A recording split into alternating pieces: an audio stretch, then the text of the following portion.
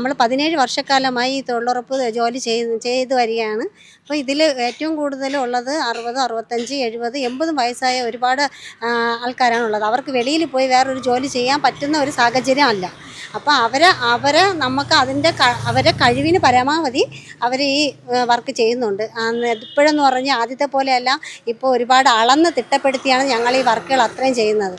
അപ്പോൾ അവർക്ക് അവരെ കൊണ്ട് ചെയ്യാവുന്നതിൽ പരമാവധി അതിൽ കൂടുതലാണ് അവരിപ്പോൾ ചെയ്യുന്ന വർക്ക്. ഇതുപോലെ നമുക്ക് 60% കേന്ദ്രവും 40% സംസ്ഥാന സർക്കാരും തരണം എന്ന് പറയുന്നത് ഒട്ടും അംഗീകരിക്കാൻ പറ്റില്ല. ഇപ്പോഴെന്ന് പറഞ്ഞു കഴിഞ്ഞാൽ പെൻഷൻ തുക തന്നെ നമുക്ക് ഓരോരുത്തർക്കും കൊടുക്കാനുള്ളതിൻ്റെ അവർക്ക് കൊടുക്കുന്നില്ല.